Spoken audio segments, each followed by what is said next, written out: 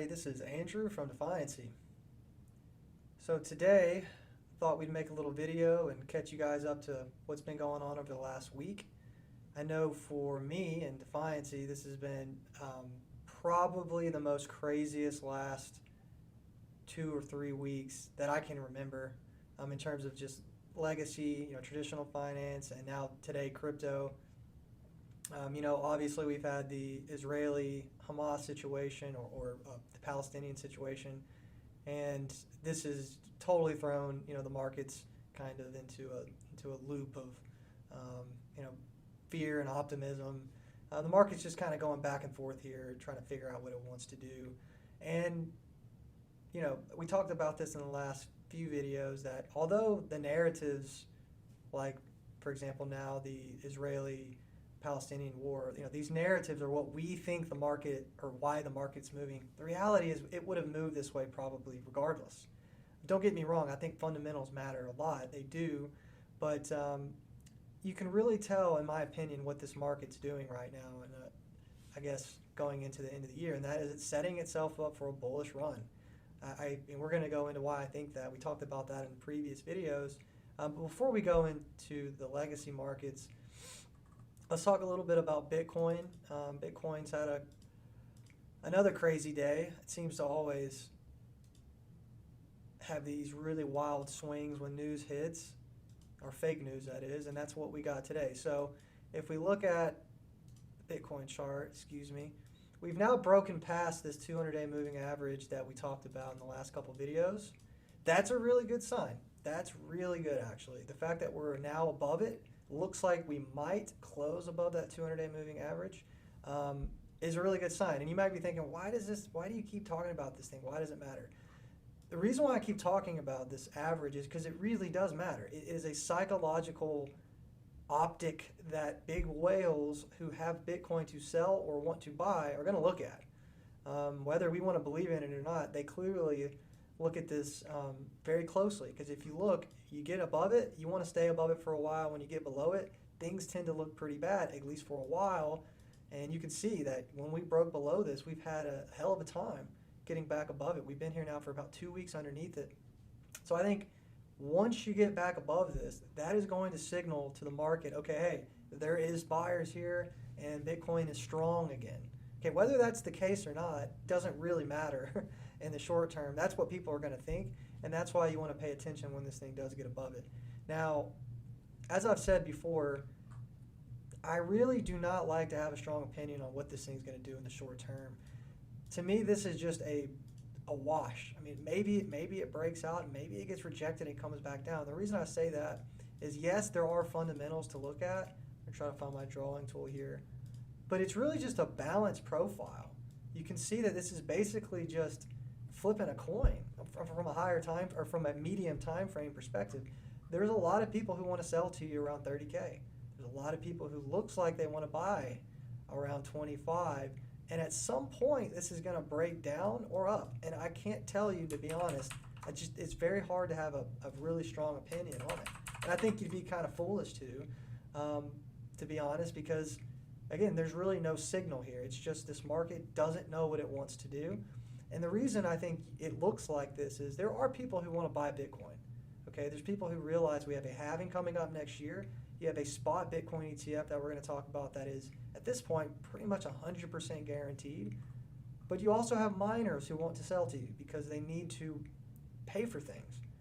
And that's been really the story of the whole year, is they're going to sell to you when you get close to 30K.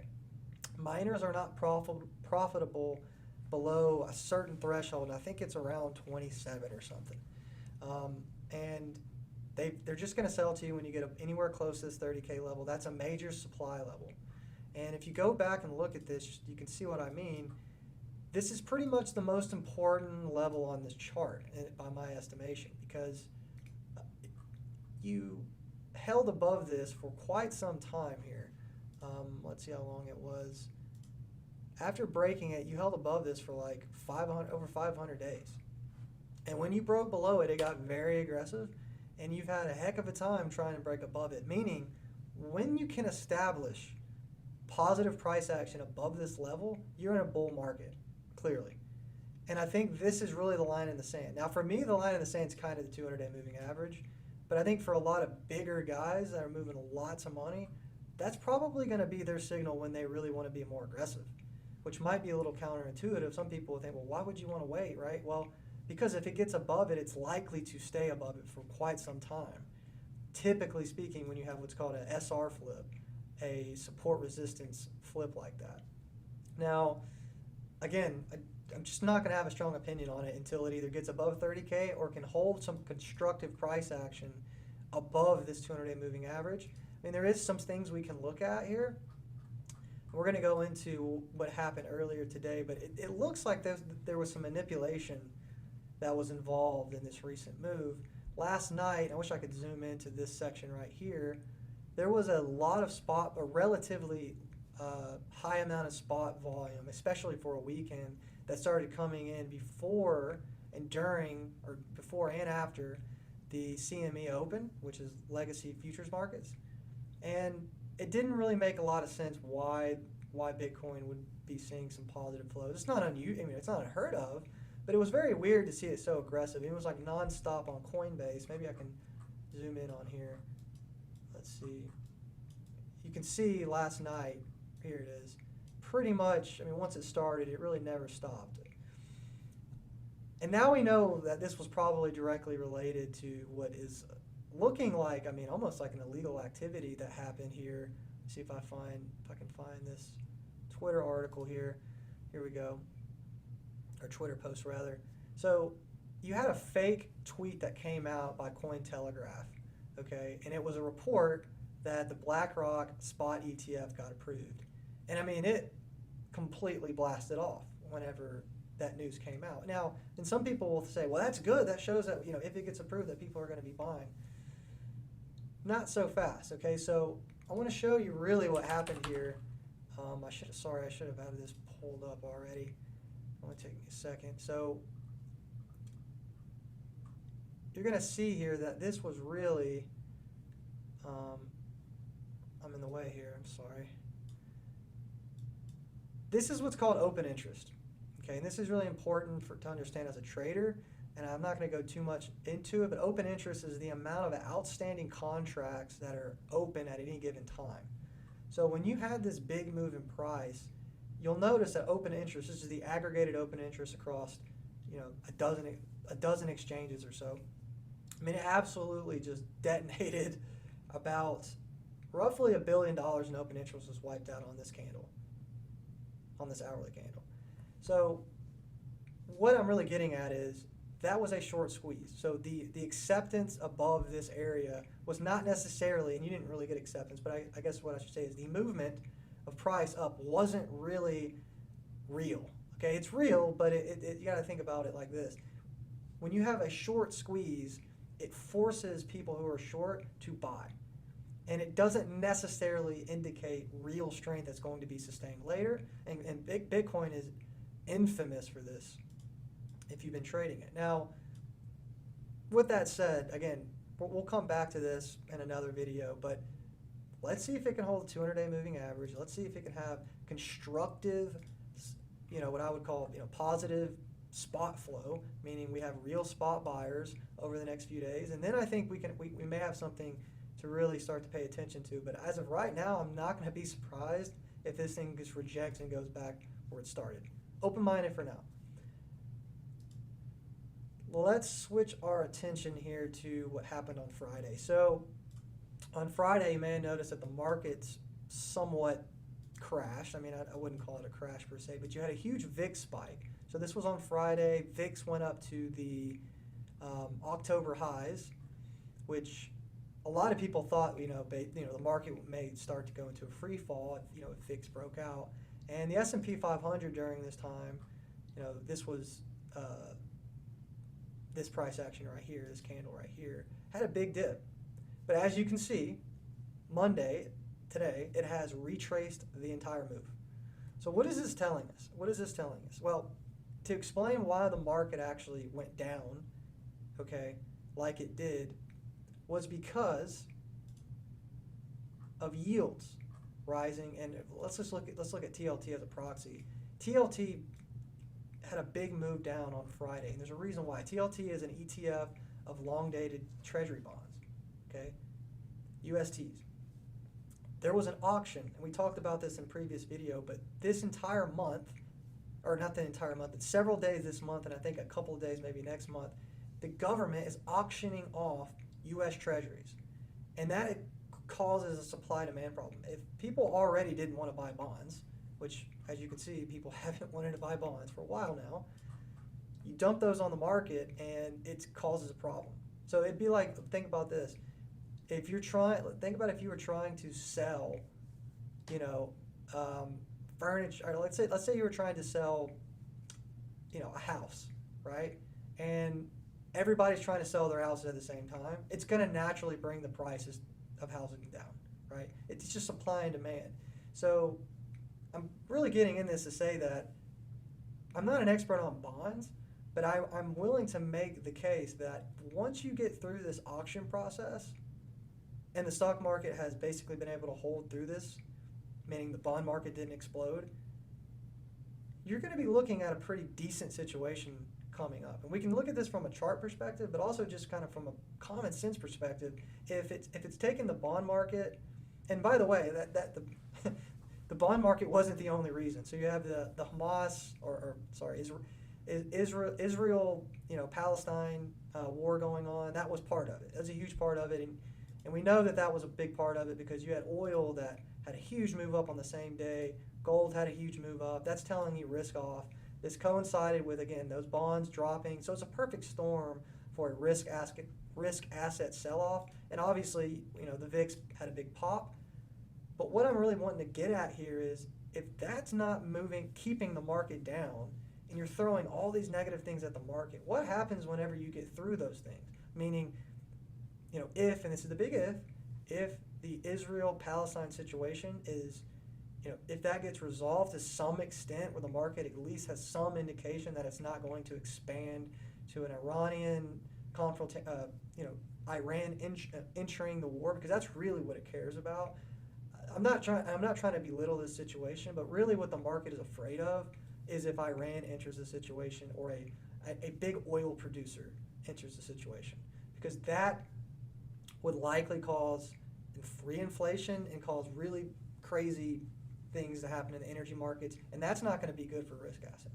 But you know, if we can just get through that to some extent, or let me just say this, if it ends up being like the Ukraine-Russia situation, which is during the Ukraine-Russia, or the beginning of that war, oil had a huge move. Look at this. Let me go look at this real quick for you. This was the Russia-Ukraine invasion. Huge move. Okay, and stocks did not like that. But after a while, it just kind of got used to the news. And are people really talking about the Ukraine-Russia situation as much as they used to? Did it affect the markets like people thought? Well, no, it didn't. Okay, a lot of people thought that was going to be a lot worse. I'm saying that there's a good chance. And look, maybe this gets worse. Maybe we have World War III on the other side of the corner here. I just don't believe that. I think that this is, you know, as long as it stays between it. I'm not a geopolitical expert when it comes to war, okay, guys, but I think it's common sense that if this just stays isolated to Israel and Palestine, markets are going to forget about it in just a few weeks, if not days, to be honest. But right now, look, there's a lot of unknowns. I think what you're setting yourself up to is you've thrown so many things at the market, and look at it. This is what I'm trying to get at. Nothing but FUD over the last 2 months. Seasonally, the worst time to buy stocks is September and October. You usually create bottoms in October. You have market crashes in October. And this is what the charts look like. What I'm trying to tell you is, if this is what the charts look like when you have a lot of bad things, or quote unquote, which should be bad to the market, and this is how it looks, what happens when those things disappear? And everyone's kind of looking at each other like, okay, now what? They're going to buy. I mean, it's just going to be a natural thing, in my opinion. And I'm not saying that, you know, there isn't new threats that could come.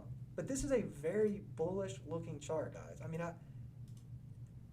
it's textbook. I'm about to break out, you know, expand. That's what it looks like. Now, where it goes, I don't know. I can tell you it's probably not going to stay here, though. Assuming that we don't have World War III, okay, and that the bond market doesn't blow up. right? So those are two things we definitely need to pay attention to. But I feel like this is basically a train, you know, that's giving you the last few signals, like, I'm about to take off, guys, you know. And when it does, I think it's going to be pretty dramatic, because, I mean, what's going to be the reaction to the market when it gets back up to if it gets back up to all-time high? And I'm not saying it goes there. I just think people have vastly underestimated the ability for this market to have a rally going into the end of the year after it just went through a bunch of crap for 2 months, okay? And, you know, that's the NASDAQ, the S&P 500. It's the same situation, okay? Once you break this trend line here, it's going to get aggressive to the upside. Last video, we were talking about Solana here, and man, this thing just keeps making higher lows. And just look at this accumulation structure here. Unbelievable, really. The fact that it can do this and stay at these prices, given how, and I don't want to get too much in the fundamentals here, but from a price perspective, or what I should say, like the value of this market cap, which is about $9 billion, compared to what Ethereum's market cap is, which is about $188 billion last time I checked, is insane. I mean, that's absolutely insane when you think about it. So it's like roughly 20 times or more than 20 times smaller in market cap than its closest competitor, which means that if it just caught up to Ethereum, it would be a 20x. And I just find this hard to believe that that gap is going to stay like that, given that it already has a Visa partnership, meaning Visa's building on Solana. You already have big decentralized applications like MakerDAO that have came out and said they're going to be incorporating the Solana stack to some extent. From a technology standpoint, it's getting adoption. Okay, there's no question about that anymore. Now, the reason why Ethereum has a larger market cap right now is because the total locked value is a lot bigger. This is why Ethereum has a larger market cap. So Ethereum has 20 billion and Solana has a fraction of that, right? Now, some people will say, well, duh, no wonder Solana is undervalued.